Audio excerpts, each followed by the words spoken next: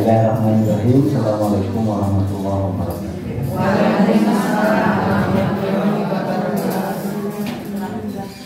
Alhamdulillah, Allahumma sholli ala sayyidina Muhammad wa ala alihi wa sahbihi ajma'in. Rabbi shrah li sadri wa yassir li amri wahlul 'uqdatam min lisani yafqahu qawli. Pandai Ibu. Takdir Allah mempertemukan kita dalam 1 bulan 3 kali ketemu. Dengan kasabuk. Alhamdulillah. Oh saudara. Alhamdulillah. Lompatan itu. Terang lompatan. Lompatan. Ya, kita lanjutkan Bu ya. 120.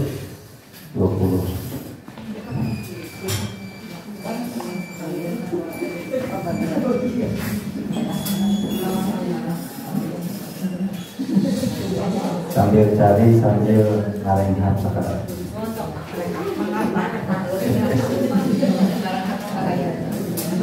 Dengarin apa bisa pegat yang punya. Tadi saya pilih, Ibu panas. Airnya sudah datang. Alhamdulillah.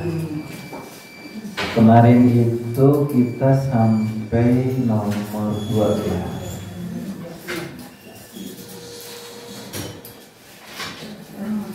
Sekarang nomor 3. Ini masih membahas tentang perlakuan seorang suami kepada istri atau laki-laki kepada perempuan. Termasuk kita bikin luas perlakuan kita sebagai individu kepada orang lain. Jangan sampai ada yang tersakiti gara-gara apa yang kita lakukan. Karena kalau kita buat salahnya ke Allah, mudah untuk meminta ampunan. Kalau kepada manusia berat, minta maaf. Harus ketemu dan saling menghalalkan. Silaturahim itu antasila ma qota'ak, menyambungkan apa yang terputus. Jadi sedikit apalagi besar yang menjadi masalahnya dan membuat menjadi terputus hubungan baiknya, maka harus kita sambung kembali. Walaupun dalam Islam itu ketika saya ibu meminta maaf, tapi kemudian orang yang kita mintakan maaf itu tidak memberikan maafnya kepada kita, itu mah sudah bukan urusan kita lagi. Karena memaafkan kesalahan orang lain itu termasuk amal yang baik. Wa'fu an zalama, memaafkan orang yang menzalimimu. Sampai Nabi menyebut ada 3 amalan yang memasukkan seseorang ke surga tanpa hisab. Ayo melebat ke surga tanpa hisab. Bisa.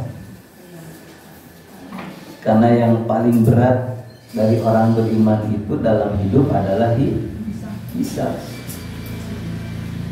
Karena yang dihisab itu bukan hanya yang buruk, bukan hanya yang tidak baik, bukan hanya menyangkut kesalahan dan dosa. Yang baik-baik juga tetap dihisab. Ini yang bikin berat. Satu sisi kita diperintahkan untuk melakukan hal yang baik-baik, dan kita sudah pasti melakukan itu, tapi tetap dihisab, dihitung, dipertanyakan, dan berat hisab itu. Maka ketika Nabi di akhir-akhir hayatnya meminta kepada Allah, apa masih ingat? Selain itu, ya Allah, bedakan aku sebagai nabi dengan nabi-nabi sebelum aku. Bedakan umatku dengan umat-umat dari nabi-nabi sebelum aku. Apa yang dibuat beda oleh Allah? Nabi Muhammad usianya jauh lebih muda atau lebih pendek dari nabi-nabi yang lain. Termasuk siapa juga? Umat-umatnya beliau. Inna a'mara ummati baina sittina wa sab'in. Sesungguhnya umur umatku ada di antara 60 sampai 70. Bahkan di sini mah sudah ada yang lewat 70 ya. Bonus.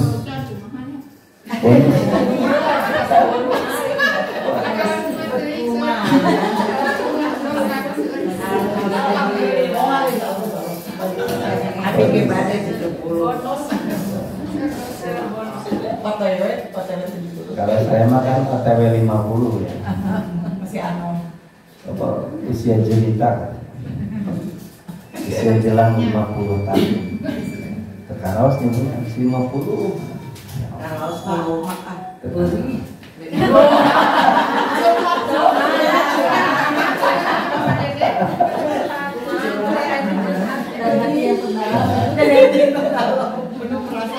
Itu curcol.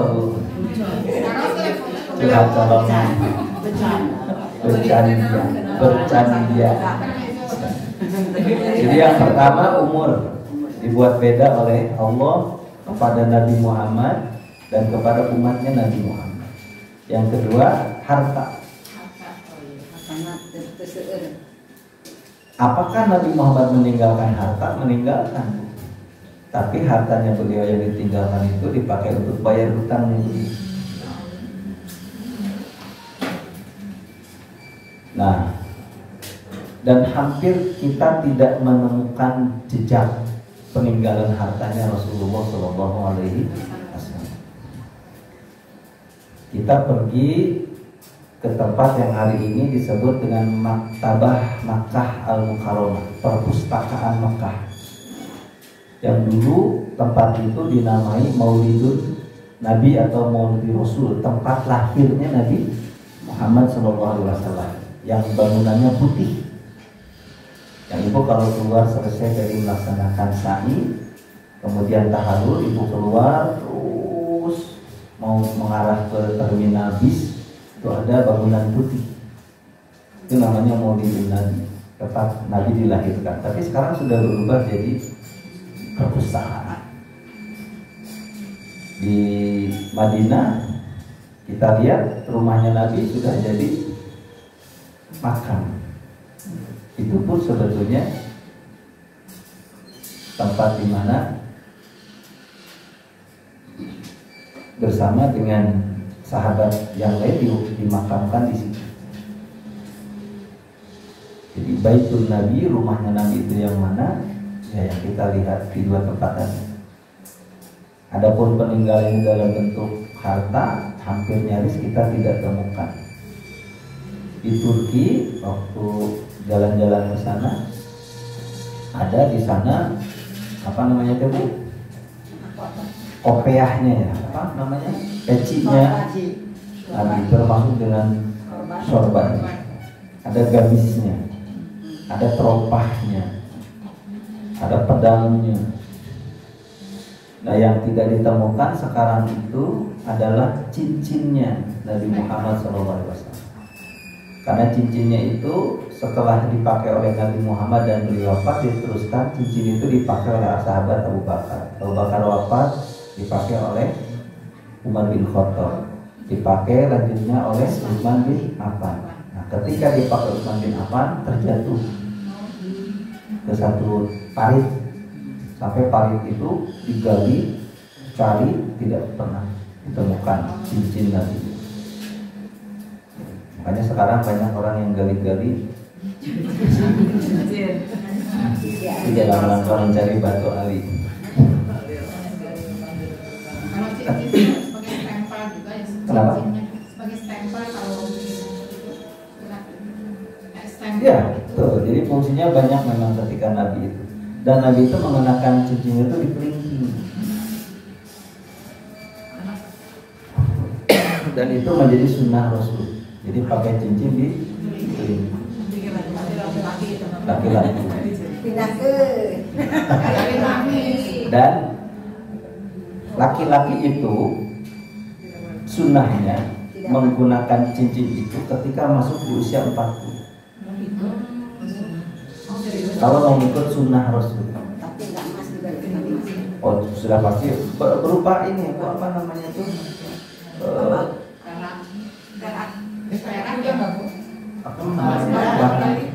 Suasana. sembaga perumbu ya perumbu.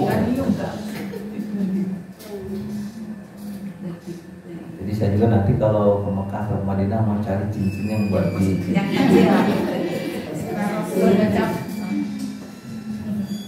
ada punya tapi gede-gede bu.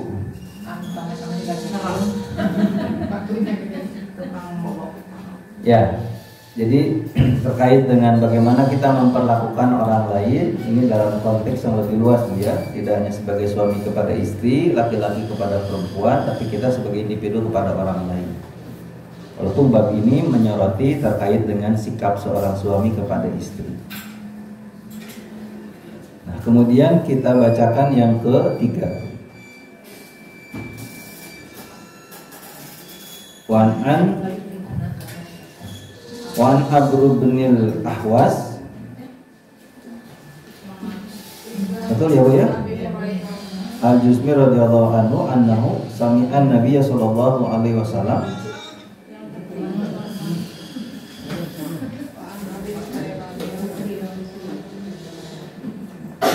yang bawahnya kan betul? Ya, yang bawahnya betul. Ba'da'an hamidallahu ta'ala wa asma alaihi wa zakara wa azza thumma qala ala wastawsaw bin nisa'i khairan fa innama hunna awanin indakum laisa tamlikuna minhunna syai'a ghaira dzalik illa ayatina bi fahishatin mubayyinatin fa in fa'alna fahjuruhunna fil madaji wadribuhunna darban ghaira barrih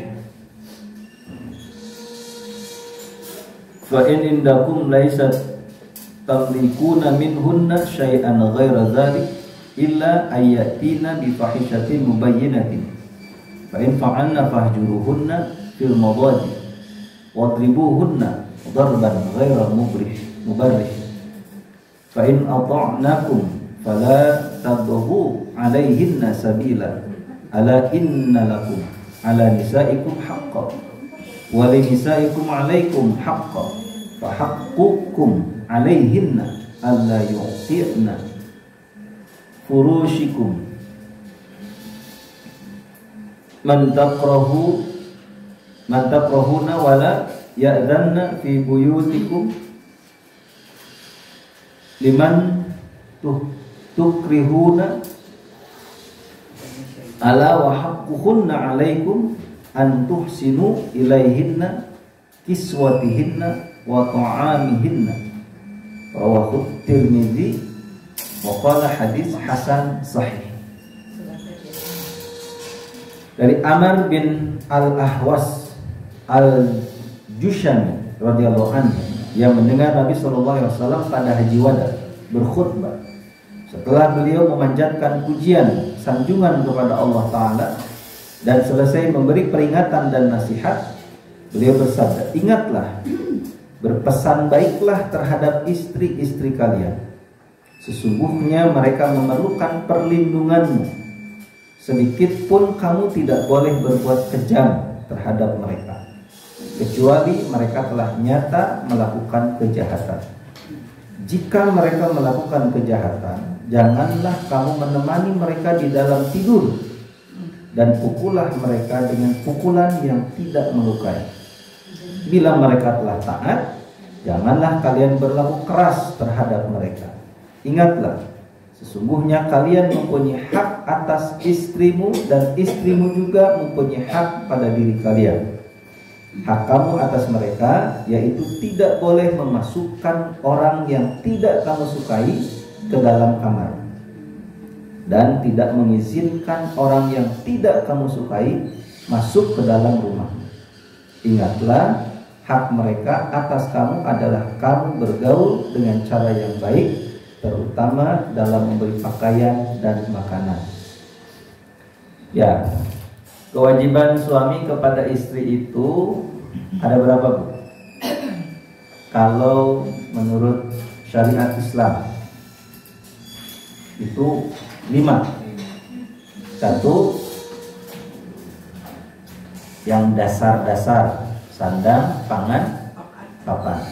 Sandang terkait dengan pakaian, pangan terkait dengan makan, kemudian papan rumah tinggal.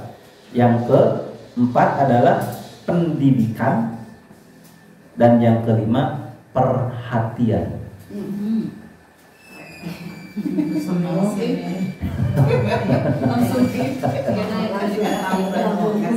Jadi 5, sandangnya, pangannya, papannya penuhnya.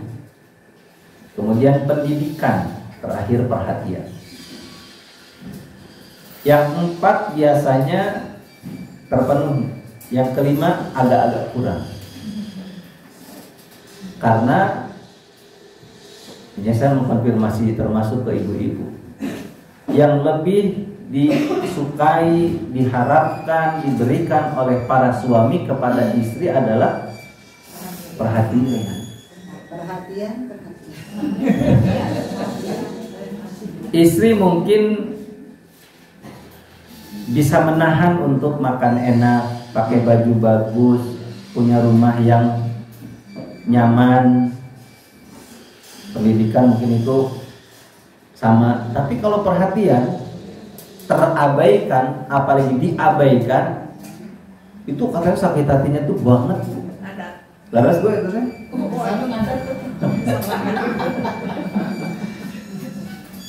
Betul.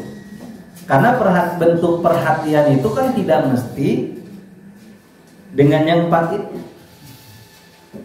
Dengan ucapan, dengan sikap, dengan apa lagi, Bu? Ya, dengan hal-hal yang mungkin lebih ke sifatnya physically, itu sudah lebih dari cukup.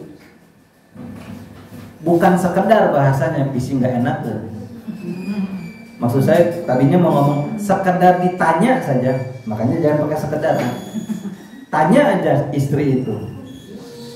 Jadi ditanya dalam arti hal-hal yang memang kecil, sederhana, remeh-temeh, tapi ternyata itu teh bentuk perhatian yang ditunggu-tunggu, diharap-harap dikasih sama suami. Tapi kalau lempeng, naros tara.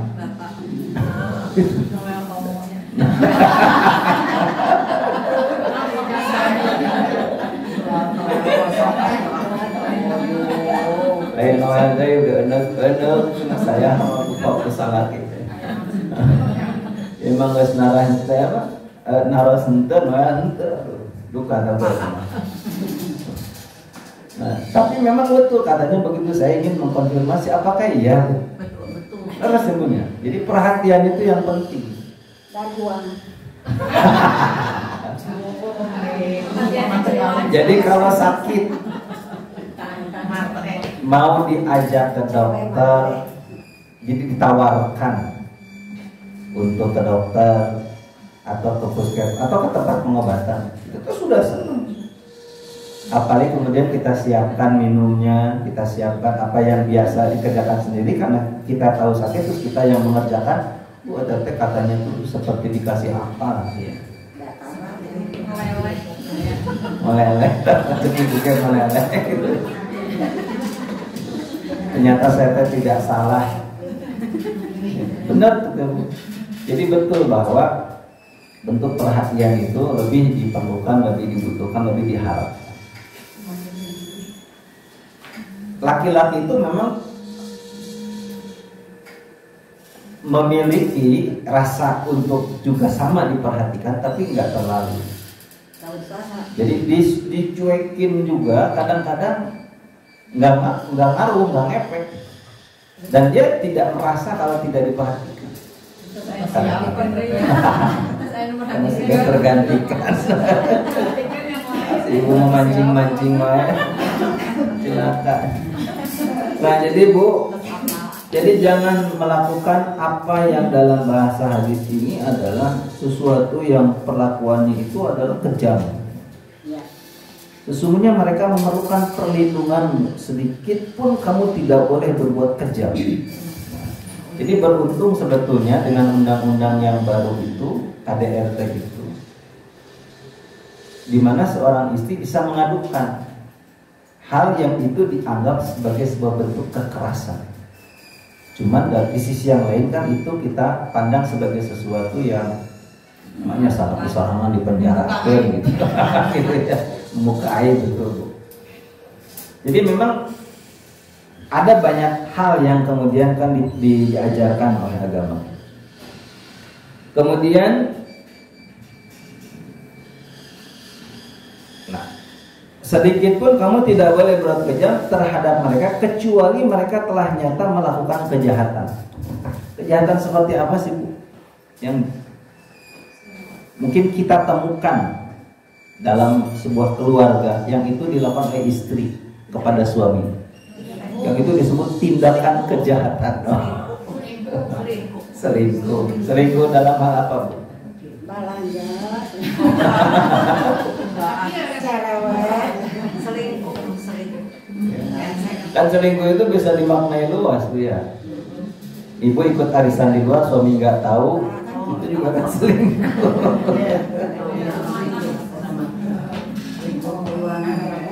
Karena kemarin kan kita sepakat Bu bahwa tidak semua harus terbuka. Suami tahu, istri tahu. Katanya nggak mesti juga begitu. Jadi ada yang private sifatnya. Ini cukup saya sebagai suami yang tahu, istri mah nggak usah tahu. Tapi ada memang hal-hal yang harus terbuka. Tidak boleh ada yang ditutup-tutup. Nah, tentu hal-hal apa yang menurut ibu harus ibu cukup saja yang tahu, suami saja yang tahu, dan saya ibu kita sebagai suami atau istri itu tidak tahu. Hal-hal itu mungkin kita semua yang tahu apa bentuknya. Nah, tapi kalau sudah masuk tindakan yang dalam bahasa ini disebut kejahatan, yaitu memang sesuatu yang memang sudah keluar dari syariat, bisa masuk kategorinya kriminal, ya, bisa masuknya kategori pelanggaran terhadap hukum syariat. Nah, saya ingat dulu Bu ya, siapa?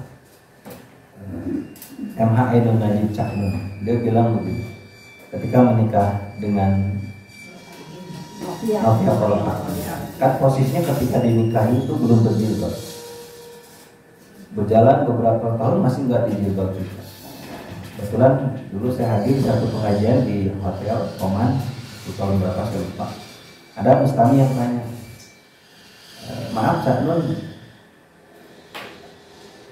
kenapa sampai sekarang istrinya belum pakai jilbab?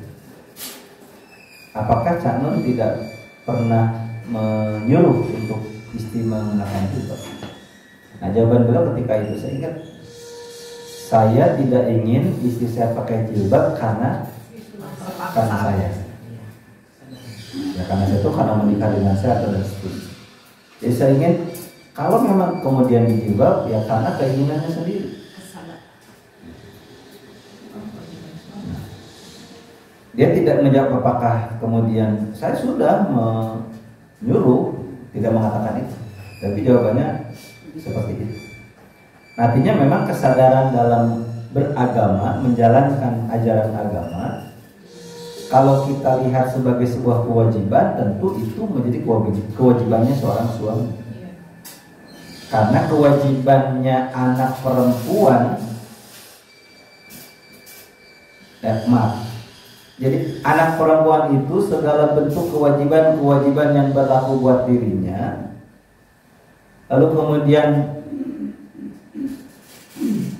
harus ada orang yang mengingatkan, bahkan sampai kemudian menyuruh, bahkan memaksa untuk mengerjakan kewajiban itu sebelum dia menikah adalah orang tuanya. Tapi ketika sudah menikah berpindahkan kepada suami, maka seorang suami harus menyadari bahwa istrinya itu harus menjadi bagian dari kehidupan dia, di mana dia punya kewajiban untuk mengingatkan, memberitahu, menyuruh, bahkan mungkin sampai kepada memaksa terkait dengan yang secara syariat memang ini harus disampaikan. Nah, jadi bab syariat atau sudah jauh melakukan hal-hal yang kriminal. Tetapi tentu ada catatannya di sini apa? Kalaulah harus memukul, jangan memukul yang melukai. Janganlah kamu menemani mereka di dalam tidur dan pukullah mereka dengan pukulan yang tidak melukai. Jadi istilahnya apa Bu? Pisah ranjang. Kalau ujuk-ujuk misalnya. Sejenak katanya kata Iya, kan ini ada. Nah, kayaknya malam ini kita nggak sekamar dulu ya. Atau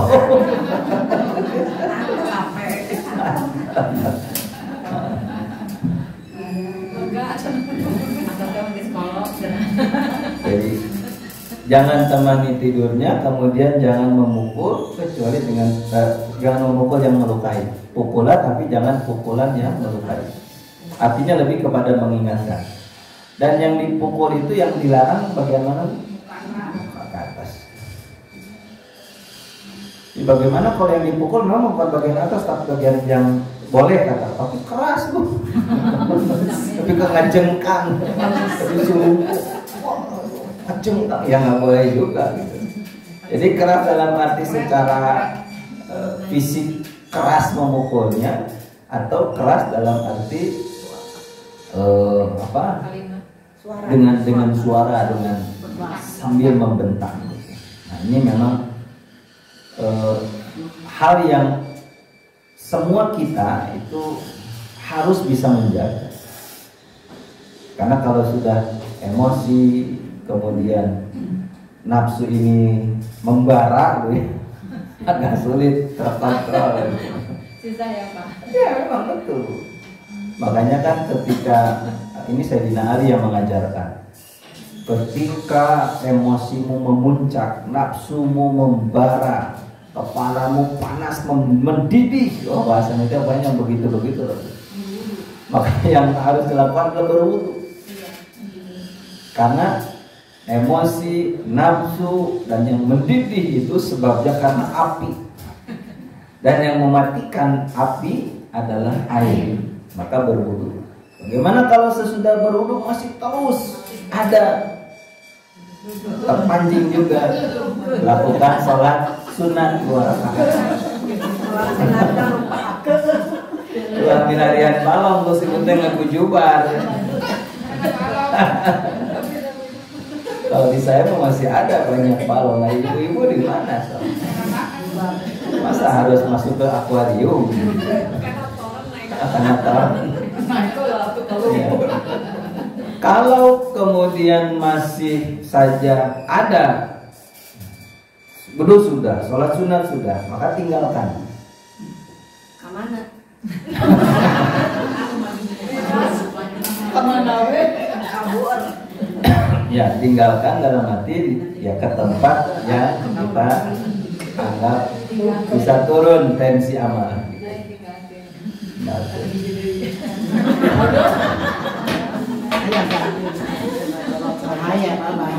Ya, jadi memang apa perlu penyikapan yang betul-betul tepat.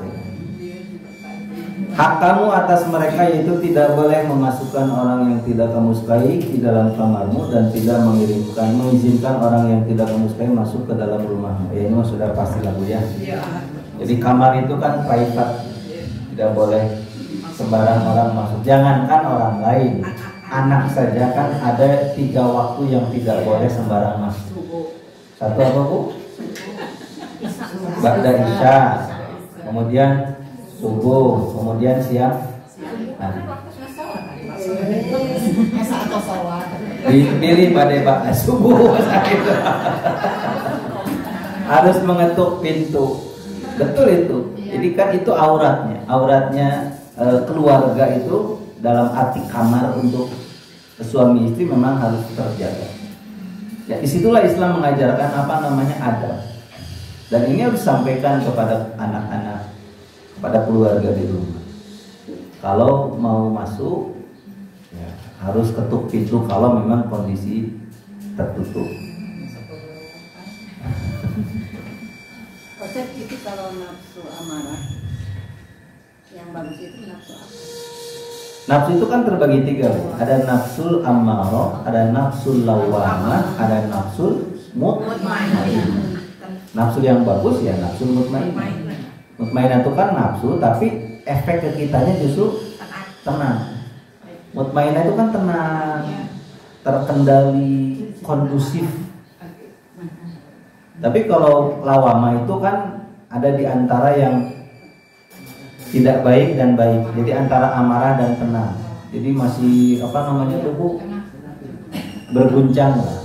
Tarik ulur, lawama. Tapi kalau amarah itu cenderung harus keluar dan harus terpuaskan. Innan nafs apa dalam Al-Qur'an itu. Nah, innan nafsa la ammaratun bisu. Sesungguhnya nafsu itu kecenderungannya adalah memang kepada keburukan. Tapi nafsu yang mana? Ya, nafsul amarah. Nafsu amarah. Nafsul amarah. Kan Nabi mengatakan, bahkan di Quran juga ada dijelaskan, orang yang kuat itu bukan orang yang sekali pukul orang meninggal atau orang terjatuh. Dengan ototnya yang otot kawat, wajah, tembok. Muka badan. Bukan itu. Orang yang kuat itu adalah yang ketika dia marah, dia bisa mengendalikan amarahnya. Yang ketika dia didorong oleh nafsu, dia bisa kendalikan nafsunya. Itu orang yang hebat, orang yang kuat. Ali bin Abi Thalib itu pernah ketika berperang sampai kepada duel. Karena senjata sudah terlepas kedua-duanya. Dan Ali kemudian sudah terjatuh. Ketika posisi terjatuh, Ali wajahnya diludahi. Ali ketika itu bukan membalas, tapi malah bangun dan kemudian pergi. Sahabat kan melihat, Ali, kenapa kau meninggalkan orang yang sudah menjatuhkanmu bahkan meludahi wajahmu? Kenapa tidak kemudian malah melawannya? Aku khawatir ketika sampai dia terbunuh karena nafsuku, bukan karena Allah. Oh itu bukan tingkat tinggi. Kalau itu saya yang terjadi, yang ngalamin, oh udah dibeakeun gitu. Ali itu sampai begitu. Amarah dengan setan ya? Iya, kalau amarah itu sudah dikendali oleh setan. Kan 3 yang membuat manusia binasa, manusia celaka itu. 1, al-hawa muttaba, ketika hawa nafsu diikuti. Ketika hawa nafsu diikuti. Yang kedua apa? Ketika apa namanya tuh? Ijabul mar'i bi nafsi. Ujub kepada diri. Merasa diri lebih dari yang lain. Jadi orang lain mah standar semua. Aku the best. Aku mah is the one, is the first, is the best. Nah itu sudah harus hati-hati. Yang ketiga, ketika kikir, bakhil, kedekut, putih kasiran, cap jahe, merek hese, tara merek, polowat, istilah lain lagi. Karena yang paling lucu orang bakhil itu bukan hanya tidak disukai oleh Allah, tidak disukai oleh Rasul, tidak disukai oleh manusia, tidak disukai oleh orang yang bakhil. Anu bakhil itu Lo bakhil kita terus apa nu poin? jelema teh dipelit. Padahal mana sarua topet gitu. Itu lucu. Sarwana. Dan orang yang bakhil itu ya, di alam kuburnya yang akan menyiksa dia adalah apa yang dibakhilkannya, apa yang dipelitkan. Jadi kalaulah maaf ya harta kemudian yang dibakhilkannya, si harta itu kan berubah wujud jadi ular, jadi kalajengking yang akan melilit menghabisi orang yang pelit itu di alam kubur. Jadi ngeri. Kalau di akhirat ya nggak bisa keceritain lagi lah, horor pokoknya begitu. Jadi siksaan alam kubur, akhirat itu bukan saja datang dari ya katakanlah faktor eksternal lah, dari luar, dari diri yang bersangkutan. Jadi dia sebetulnya mengundang siksaan itu kepada dirinya sendiri melalui apa yang dia tidak perbuat. Itu tingkat keimanannya. Ya tentu yang namanya iman itu kan bertingkat berbeda. Kan yang juga mesti dipahami, kalau mungkin satu waktu kita bahas. Bagian tubuh mana yang pertama membusuk ketika di alam kubur itu? Perut kan katanya. Kenapa perut? Karena perut itu seolah-olah ya, jadi orientasi orang dalam hidup. Semua karena urusan saya begini, saya begitu, saya tadi ngabelan. Maka ketika tidak cerdas memasukkan sesuatu ke perut, kan ada yang perutnya tuh ketika meninggal ya, tuh waktu hidupnya biasa, suspek. Yang ada galengannya bu. Ada kata. Begitu meninggal pucitra bu. Mending kalau tidak sampai meledak. Ada yang sampai meledak. Jadi ada yang ya bocor lah walaupun tidak meledak. Terus yang keluar itu pun bau. Bahkan bukan hanya bau, tapi apa namanya tuh yang tar. Ngeri. Jadi memang kenapa ada saya temukan dalam doa namanya doa kumail. Apa doa kumail? Allahumma rzuqna taufiqa ta'ah wa bu'dal ma'siyah wa sidqan niyah wa irfanal hurmah wa akrimna bil huda wa istiqomah wa sadid alsinatana. Nah, ada satu minal harami wa syubhah. Ya Allah, jagalah perutku dari sesuatu yang haram dan syubhat. Panjang doa kumail itu, nantilah saya cari, saya kasih ke ibu. Jadi yang paling berat itu. Nah, terus setelah perut kan ada bagian-bagian yang lainnya. Nah, tapi setiap bagian yang kemudian membusuk di alam kubur itu ada penawarnya, Bu. Dan penawarnya itu adalah amal-amal saleh yang dilakukan.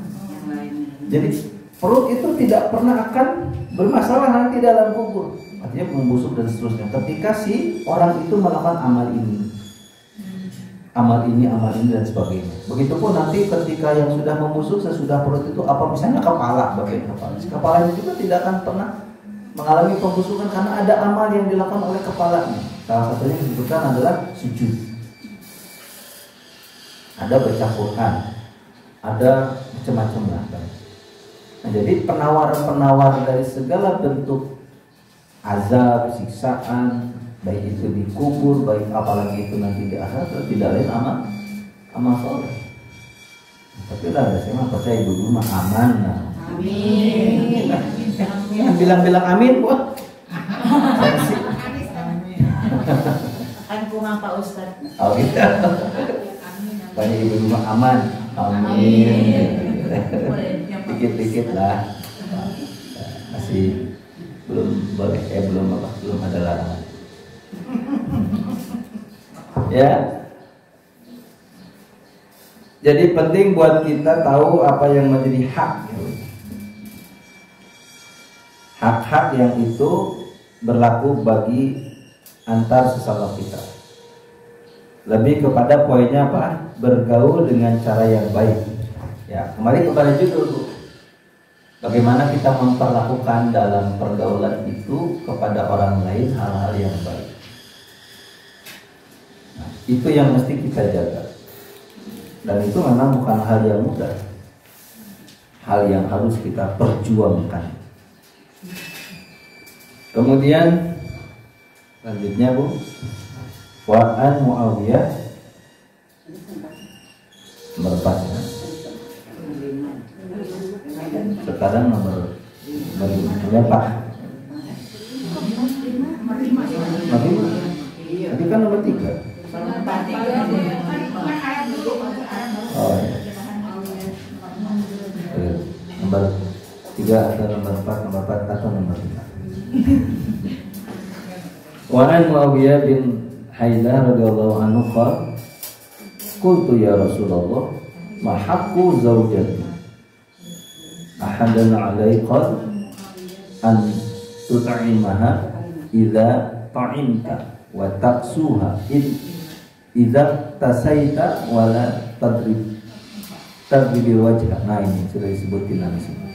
Wala taqabih wala tahjur illa fil bait. Hadis hasan rawahu Abu Daud qala ma'na la yuqabbi ay la taqul qabbahakillah. Dari Muawiyah bin Haidar radhiyallahu anhu, ia berkata, aku bertanya kepada Rasulullah, apakah hak istri atas suami? Beliau menjawab, kamu harus memberinya makan apabila kamu makan, harus memberinya pakaian apabila kamu berpakaian, tidak boleh memukul mukanya dan tidak boleh menjelek-jelekannya, serta tidak boleh mendiamkannya kecuali di dalam rumah. Jadi ulah gimbing sorangan, ulah gaya sorangan. Biasanya lebih gaya teh ibu-ibu apa bapak-bapak? Lebih kau beak dan teh ibu-ibu. Lihat suaminya mama. Hai bapak, sedang dos, jadi piwaran. Cicing nggak salah ini. Sini gaya. Nah, nggak boleh. Sama begitu pun suami. Cuman suami itu habis gaya dana. Hari suami istrinya nggak diperhatikan. Jadi harus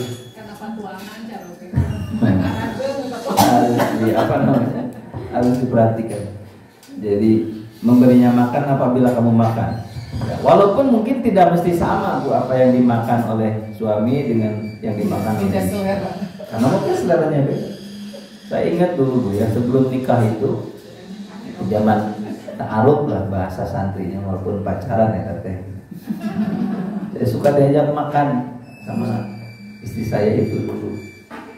Sate Padang. Itu pertama kali saya makan aneh. Sate kecil. Tapi dasarnya tidak mengomentari apa yang saya rasakan. Jika nomor benar, life is blind, life is tuli, life is bisu, betul. Dia bukan hanya buta, tuli bisu. Tapi karena terus sering dan jadi akhirnya terbiasa, akhirnya saya yang lagi asal pengen sate Padang, asalnya bagus. Jadi memang kebiasaan itu bisa begitu. Awalnya tidak suka, aneh, tapi kemudian menjadi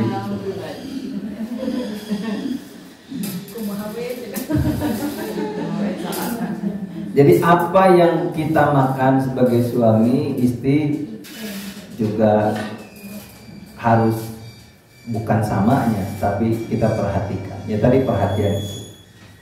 Sampai ada istilah suaminya pergi ke satu daerah di situ dikenal sebagai banyak penghasil buah apa namanya itu buah duren, kadu,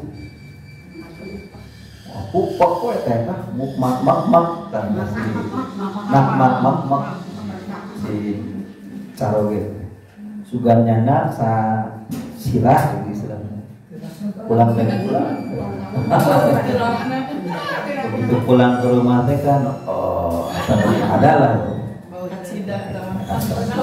suami jolim. mana sana bau nawung punten mah hilap masa hilap sobre itu hilap pas wangina teh Bu noelan si cara daya tamat di pasien bauna ku istri tahu aja bauna cenah gitu berarti bere bauna mana ge wayahna bauna nah oleh dikak gitu. Jadi apa yang menjadi kesenangan suami juga harus tahu apa yang menjadi kesenangan istri, apa yang ya begitulah pokoknya. Jangan sampai ada hal-hal yang jomblang, ketimpangan, apalagi sampai kemudian ya, memukul mukanya. Jangan muka lah Bu ya, fisik sajalah, bagian tubuh yang mana Bu yang mungkin menurut Ibu tadi selain muka itu kan boleh, tapi tetap dah kalau tersakiti secara fisik mah dah itu teh susah untuk melupakannya. Maka hindari bentuk-bentuk fisik kekerasan secara fisik. Pirage di degungkeun misalnya. Di degungkeun tak-takna punya tapi padahal. Tapi dah itu teh menyakitkan itu bagi ibu-ibu. Kemudian jangan menjelek-jelekan, apalagi menjelek-jelekan kan aib istri itu harus ditutup, aib suami juga sama. Kunna libasul lakum wa antum libasul lahum. Mereka itu diibaratkan seperti pakaian. Apa yang baik itu yang diceritakan, apa yang buruk jep. Kalaulah kemudian dibicarakan lebih untuk mencari solusi. Kalau bisa ditemukan, kalau tidak ya sudah. Ada exit, ada pintu yang itu tadinya darurat tapi kemudian bisa kita pakai dan itu tidak apa-apa. Jadi Islam itu kan agama yang tidak membuat kemudian kezaliman itu bertahan lama. Kalau memang sudah dalam kezaliman yang berlama-lama, nah begitu ya sudah selesai sampai di situ. Dan itu insyaallah tidak menjadi hal yang salah. Sekalipun dibenci oleh Allah kan rumusnya begitu. Kemudian tidak boleh mendiamkannya kecuali di dalam rumah. Jadi aksi apa namanya itu? Aksi diam. Walaupun nggak perlu juga sampai pakai lakban. Kunaon mah berarti lakbanan? Nggak bisa ya. Tapi memang ada orang-orang yang demi menjaga ya tidak berbicara, tidak saling berbicara dulu. Kalau itu perlu ya apa? Jadi lagi-lagi dalam rangka mencari solusi supaya tidak berlarut-larut atau malah kemudian menjadi lebih cincin. Itu metode lah katakanlah. Kemudian kita lanjut dulu ya. Wa an Abi Hurairah radhiyallahu anhu qala Rasulullah sallallahu alaihi wasallam akmalul mu'minina imanan ahsanuhum khuluqan wa khairukum khiyarukum linisaihim rawahu Tirmizi wa qala hadis hasan sahih. Dari Abu Hurairah radhiyallahu anhu Rasulullah bersabda, orang beriman itu sempurna imannya terletak pada baik akhlaknya. Jadi kesempurnaan iman itu terletak pada baiknya akhlak. Dan apa? Orang yang paling baik terhadap istrinya. Wa khiyarukum linisaihim. Sebaik-baik di antara kalian itu adalah dia yang paling baik kepada istri. Jadi istri itu jadi alat ukur, alat ukur kesolehan. Apa alat ukur kesolehan bagi seorang istri? Taat ke suami. Apa alat ukur kesolehan seorang suami kepada istrinya? Apa menurut ibu? Bukan macam lagi abdi mah soleh, baik terhadap istri. Perlakuannya. Tapi ada seorang ibu yang bilang, Mas Ustaz, kalau dia abdi mah solehah. Kunam ibu tak ke masjid gitu. Jadi bapak-bapak yang nggak mau ke masjid tuh itu suami-suami solehan. Saya kaget tuh pertama, masa ibu? Ya Ustaz, kalau diambil mas soleha. Kunam tak ke masjid. Kasihan rumah.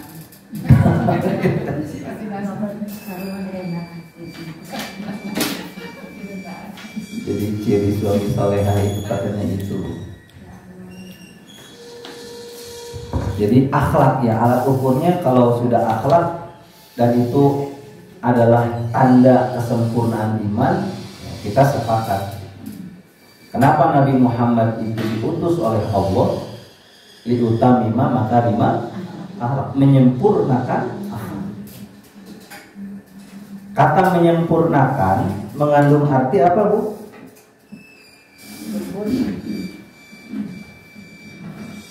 Menyempurnakan.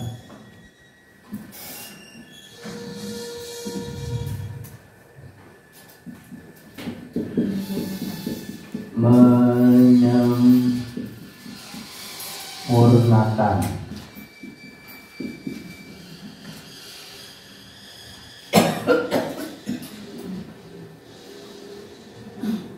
Kata menyempurnakan itu kan sebetulnya lebih kita maknai bahwa sesuatu itu sudah baik. Tapi baik itu kan masih apa pun namanya itu? Masih tergantung juga ya persepsi orang atau asumsi ya, anggapan. Maka baik itu harus ukurannya adalah agama, Al-Quran, Al-Hadis. Nah, dulu Rasulullah Muhammad SAW menyempurnakan akhlak manusia itu melalui Al-Quran. Ada hadis dari siapa? Aisyah. Karena Rasulullah Sallallahu Alaihi Wasallam khuluquhul Quran.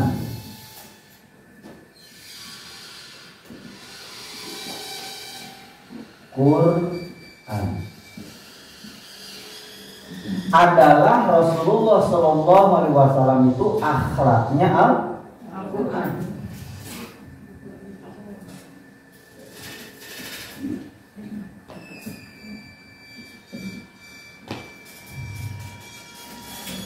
Makanya di Quran itu apa yang menjadi karunia Allah yang paling besar yang diberikan kepada orang-orang yang beriman. Ini kan sekarang bulan Maulid.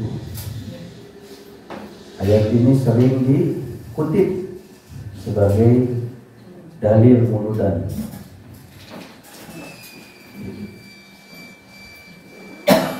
Surat Ali Imran 164.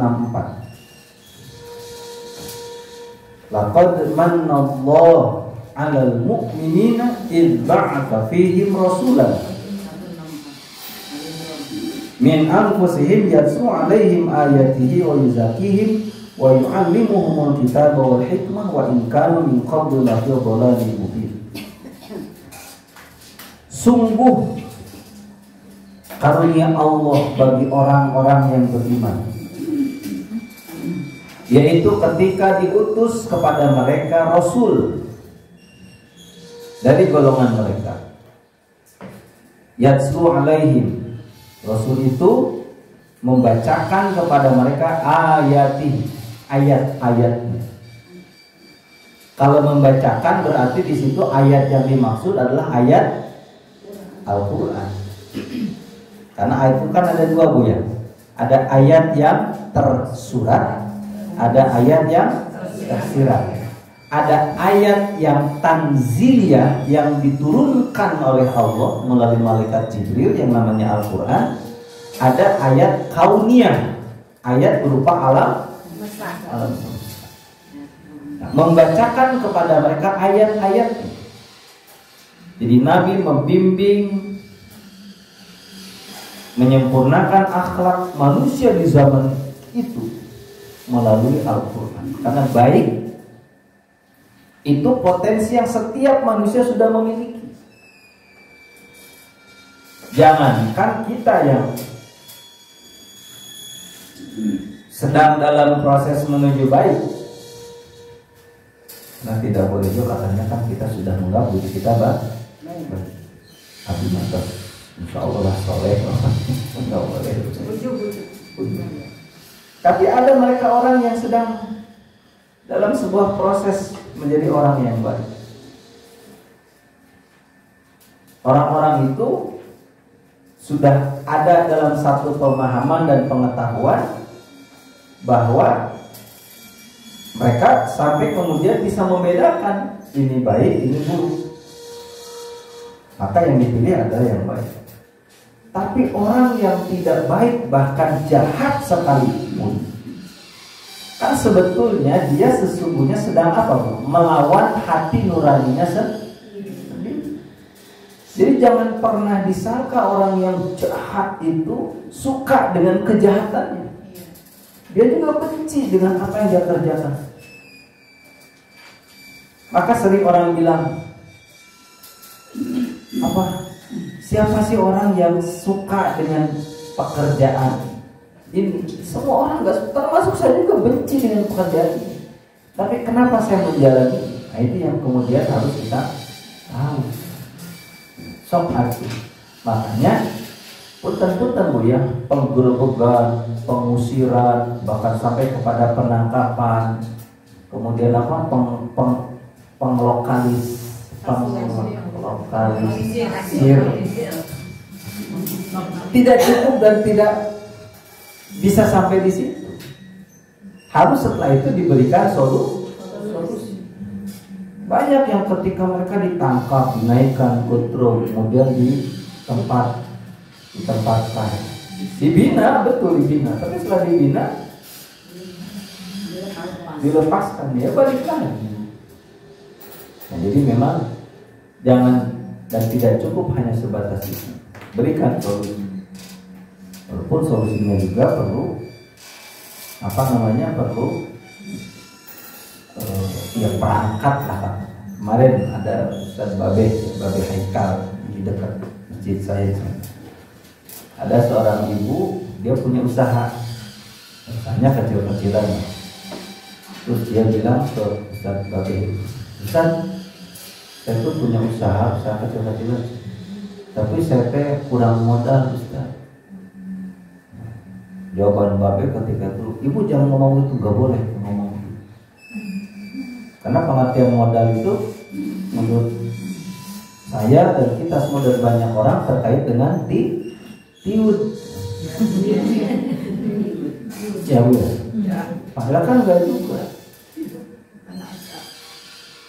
Bisa banyak kan? Bentuk. Ya, banyak pengertian. Ada orang mau jualan, nggak mesti barang yang dia jual itu dia beli dulu. Iya. Dia bisa ambil dulu kan dari orang yang memproduksi. Dengan sistem apa namanya teh Bu?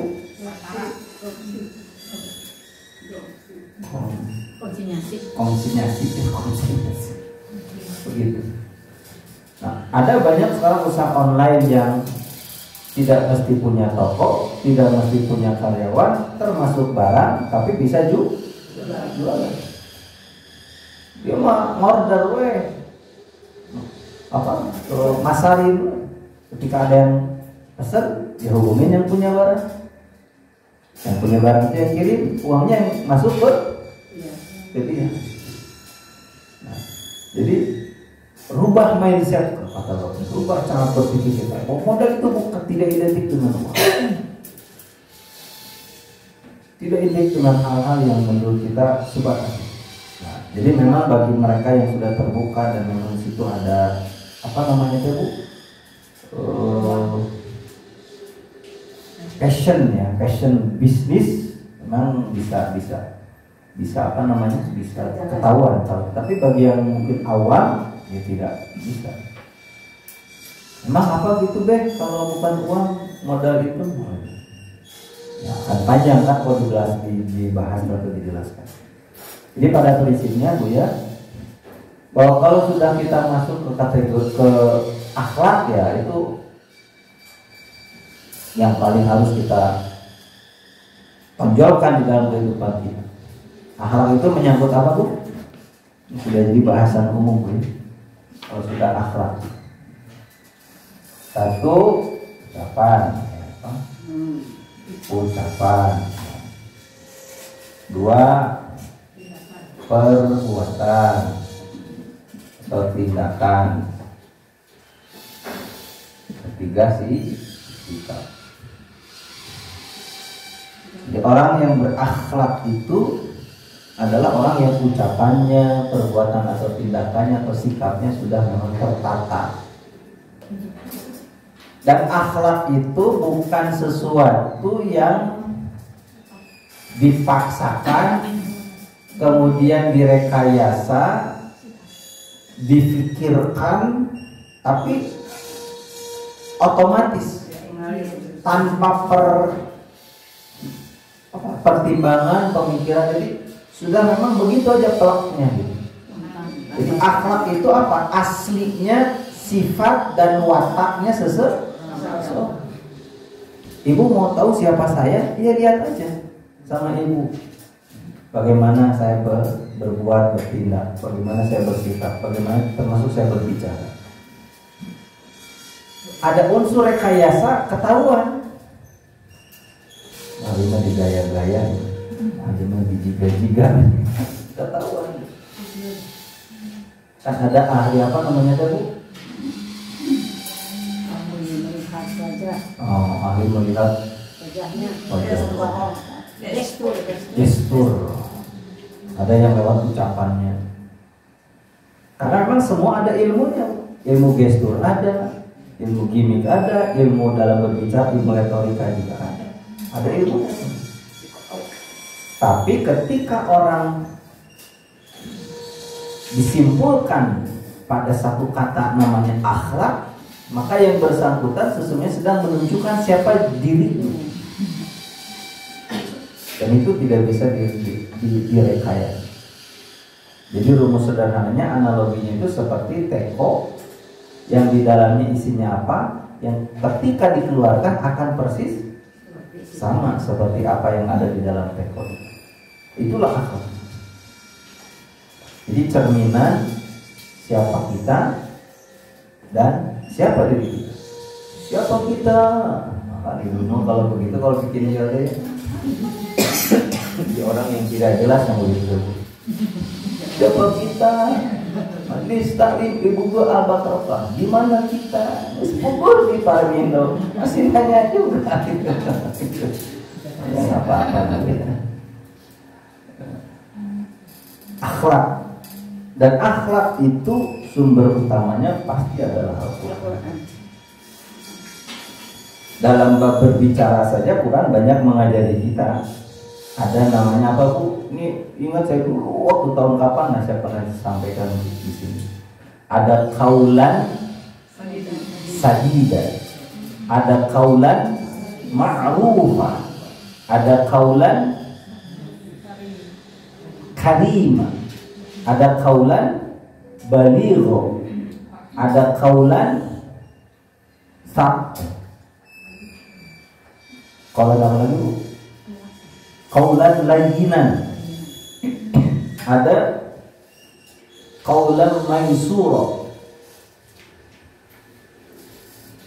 perkataan yang sadida, pakai sin ya Bu, bukan pakai shin, pakai sin tipis, sadida, kata-kata yang terpilih. Kata-kata yang terpilih itu konteksnya kepada siapa itu? Kepada orang yang lebih muda dari yang lebih tua.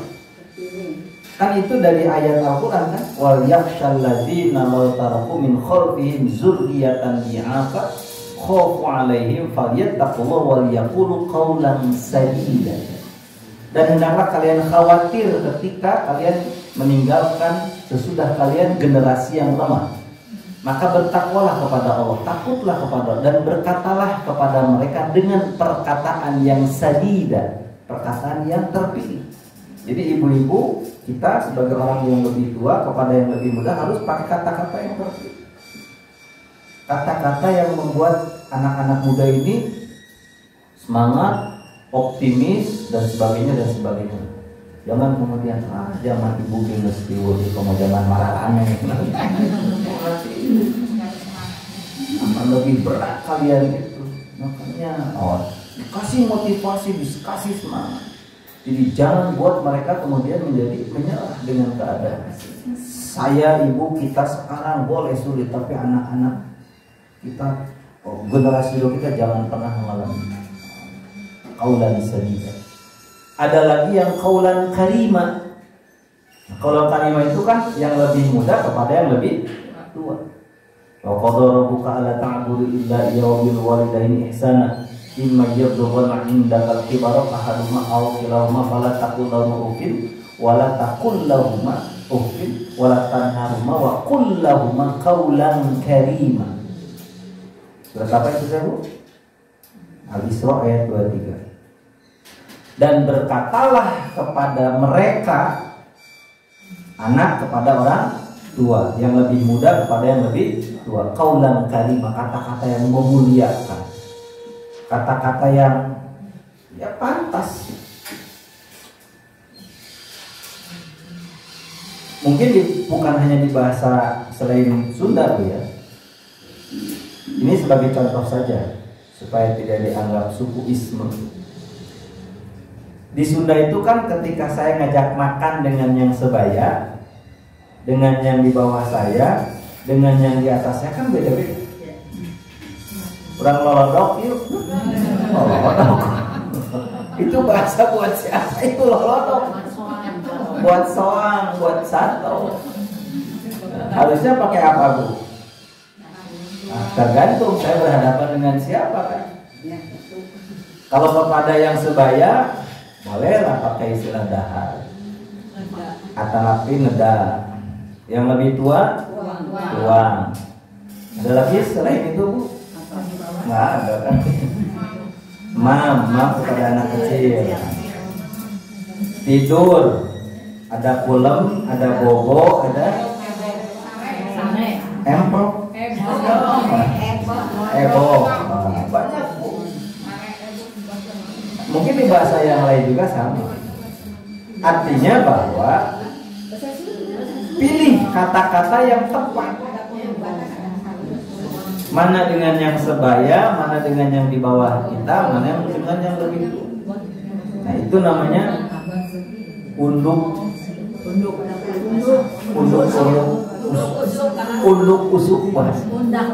dan undak usuk. Saya pelajaran bahasa Indonesianya 5,5. Jadi kurang begitu pintar bahasa. Saya ingat guru bahasa Sunda kita Ibu Emo. Galak luar biasa. Tapi gara-gara saya nggak senang sama makanan galaknya, saya bahasa Sundanya lupa. Ya, tapi baik walaupun galak. Nah, kemudian ada lagi apa? Kaulan layinan. Layinan itu lemah lembut. Layin seperti mad, kan mad layin lembut. Madlen lemah lembut. Dan itu dalam berbicara juga harus. Bagaimana Ustaz dengan mereka orang yang suku-suku tertentu itu kan mereka kalau ngomong seperti yang teriak. Ya itu faktor apa namanya itu Bu? Faktor kultur.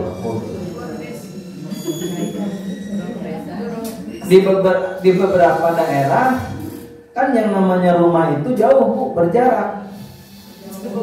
Jadi kalau misalnya nggak punya cengek, nggak punya garam, bocor, marawi baru cengek. Itu kan harus beberapa karena memang lokasi.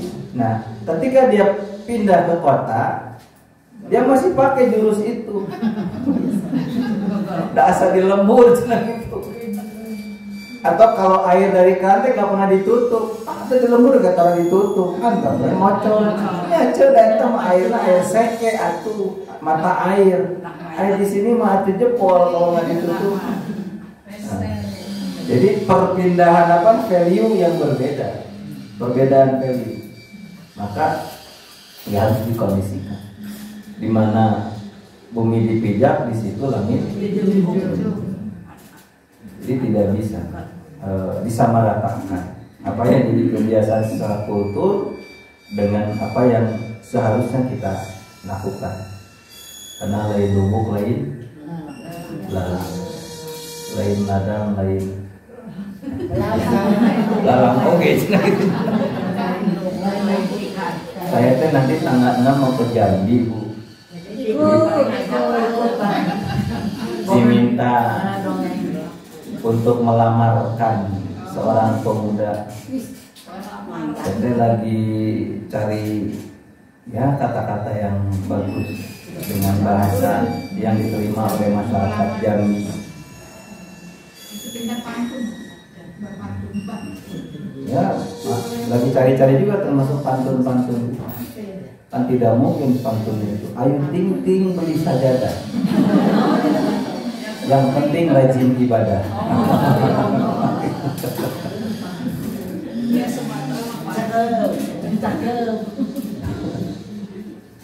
Jadi memang harus ya, nanti tanggal 6 Oktober nikahnya Januari nanti kesana lagi. Nikah kan jadi nyeremkeun kalau sudah pasca hari. Nah jadi setiap orang memang ketika berbicara harus bisa mana kata kalimat yang diucapkan. Bahkan dalam dakwah itu juga dipelajari.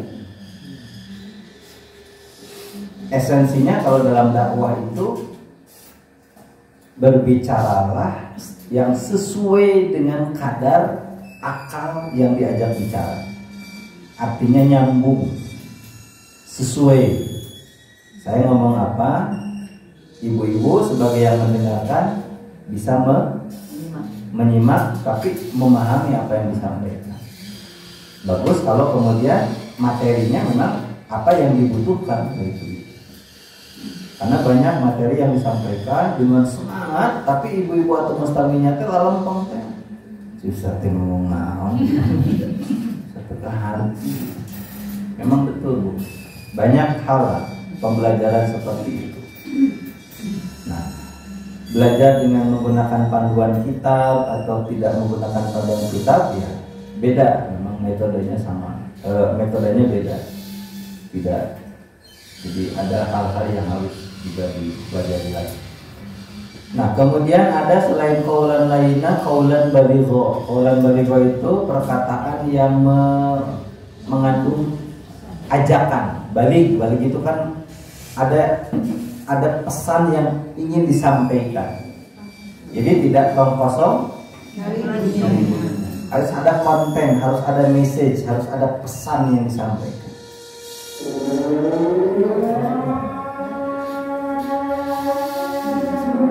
Sekarang zuhur jam 11.45. Terus 11.41. Ini baru pas. Ini kecepatan dan zuhur.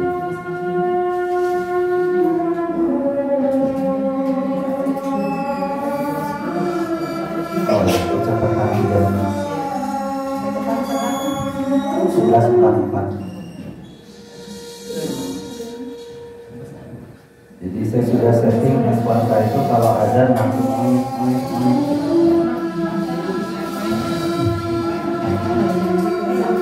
Baik ya, sebentar kita sambil mendengarkan azan.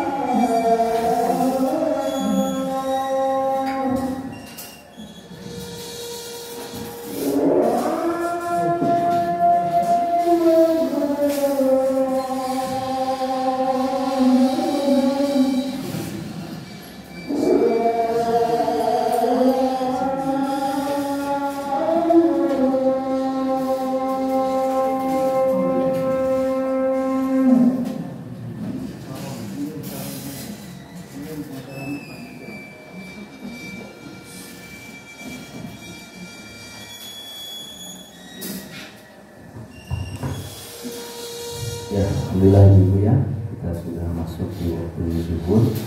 Jadi kita tadi berhenti di hadis nomor 5 ya, 6 tentang bahwa kesempurnaan iman orang-orang yang beriman itu ada pada akhir. Ya.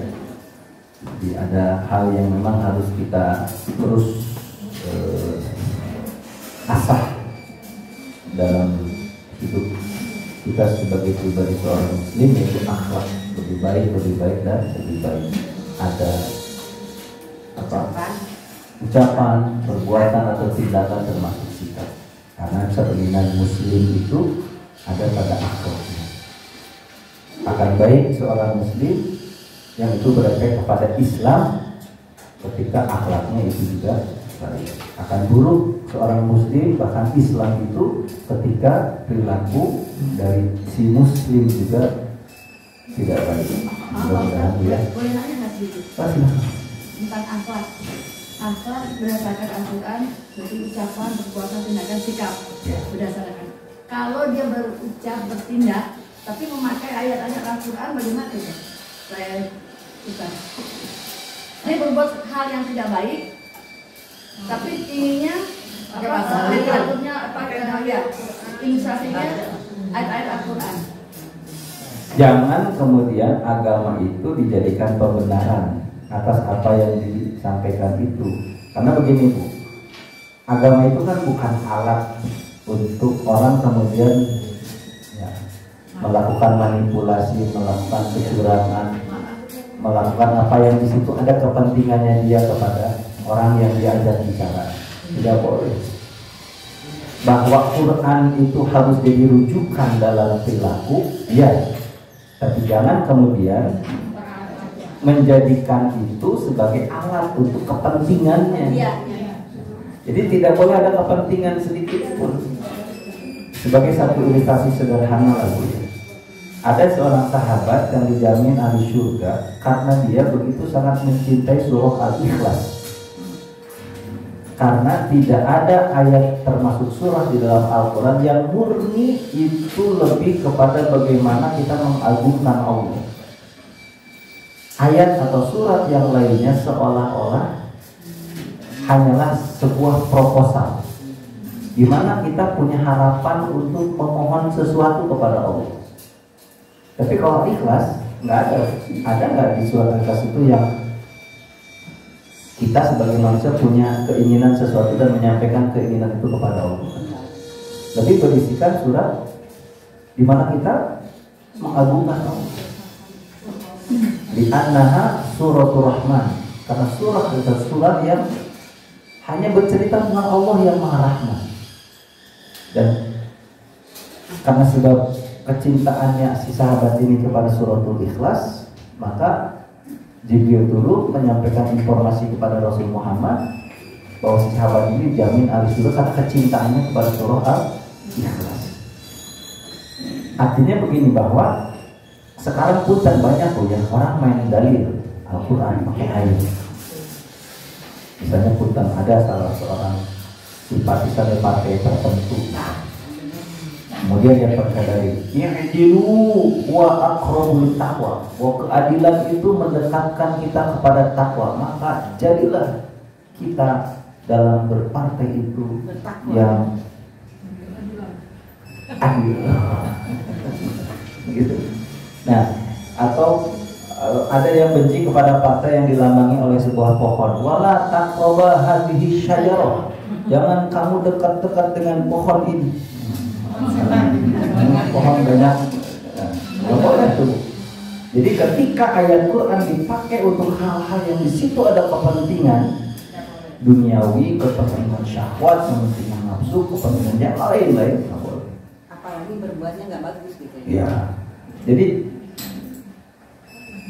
jadikan Quran itu betul-betul menjadi ruh dalam perilaku, dalam sikap, dalam perbuatan dan tindakan kita sebagai seorang muslim. Bahwa saya harus menjadi orang yang baik, ibu harus menjadi wanita yang baik, itu bukan karena manusia, tapi karena Allah. Di mana itu di Quran? Quran memberikan pelajaran kepada kitanya seperti itu. Artinya bahwa hati-hati, betul Bu, tidak sedikit orang hati ini ngerti, paham, banyak hafal ayat, bahkan hadis, tapi itu dijadikan alat saja untuk memanipulasi, jadi kehati-hatian saja kalau saya melihat dengan orang-orang yang menjadikan agama sebagai bukan sebagai dalil, tapi sebagai dalil. Mendalih sesuatu dengan dalil agama. Harusnya menjadikan sesuatu itu sesuai dengan dalil-dalil agama. Wallahu a'lam bishawab. Baik ibu-ibu, saya kira itu apa yang bisa disampaikan. Mohon maaf kalau ada banyak hal tentu yang kurang dan keliru. Mari sama-sama kita bermohon kepada Allah, mudah-mudahan semua kita dijadikan Allah hamba-hamba yang selalu baik untuk diri, untuk orang lain, melalui akhlak yang diajarkan oleh Rasulullah SAW yang sumber rujukannya adalah Al-Quran dan hadis-hadis Rasul. Mudah-mudahan melalui maulid di bulan Rabiul Awal ini pun kita banyak mengambil pelajaran dari kisah perjalanan kehidupan Rasulullah SAW. Tentu semua itu kita akan dapatkan dari guru melalui majlis-majlis maulid insyaallah yang akan kita hadiri. Astagfirullahaladzim, allazi la ilaha illa huwal hayyul qayyum wa natubu ilaih. Allahumma shalli ala sayyidina Muhammad wa ala alihi wa sahbihi ajma'in. Allahumma ighfir lana dzunubana wa liwalidina warhamhum kama rabbauna shighara wa li jami'il mu'minina wal mu'minat wal muslimina wal muslimat al ahya'i minhum wal amwat innaka sami'un qaribun mujibud da'wat wa ya qadiyal hajat. Allahumma ghfirna bil ilmi wa zayyina bil hilmi wa akrimna bit taqwa wa jamilna bil afiyah birahmatika ya arhamar rahimin. Rabbana atina fid dunya hasanah wa fil akhirati hasanah wa qina adzabannar. Wa sallallahu ala sayyidina Muhammadin wa ala alihi wa sahbihi wa sallam. Subhana rabbika rabbil izzati amma yasifun wa salamun alal mursalin walhamdulillahi rabbil alamin. Subhanakallahumma wa bihamdika asyhadu